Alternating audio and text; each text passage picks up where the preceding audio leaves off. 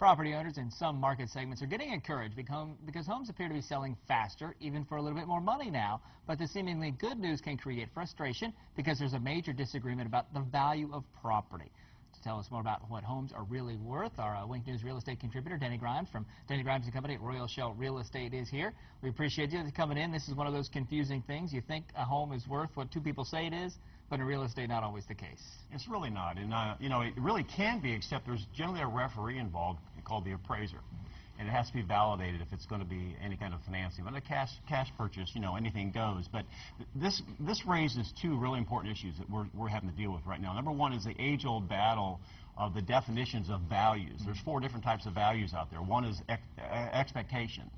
The buyers, you know, expect to get such a great deal. Sellers want more than the property's worth. So there's generally a disconnect there. Absolutely. I mean, I'd like to get a date with Jennifer Aniston, but it probably isn't happening.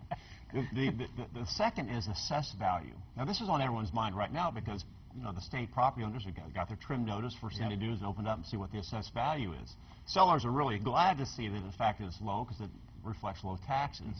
The other side of that, though, is buyers sometimes assume that's the market value because the trim notice says market value on it. But that's not market value. Then you have the appraised value. That's what the appraisers go out. And this is a little closer to real market value because they're using comparable sales. But the problem is it's historical data, not current data.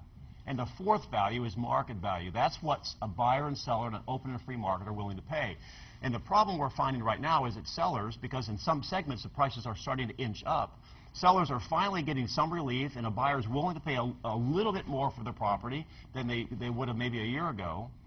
The buyer writes the contract, puts the price in there, and the appraiser comes back and says, no, we don't think it's worth that much. So how do you settle all of this? How do you get this to work out? Because there can be a pretty wide discrepancy. There really is. I mean, sooner or later in a level market, appraised value and market value would always be the same. But what I'd recommend, number one, is if you're using financing, and this is where your real estate agent can earn his salt, is that if the appraisal comes in low, they should go back and try to find some more current data. Because appraisers are more than welcome to adjust it if they have current data. I have a case right now, a property that was assessed. The property assessor said it was worth $152. The buyer wanted to pay $200, and the appraiser only appraised it at $180. Now, in that case, that seller was lucky because the buyer says, you know what, I don't care what the appraised value is, I'm going to pay the $200. All right.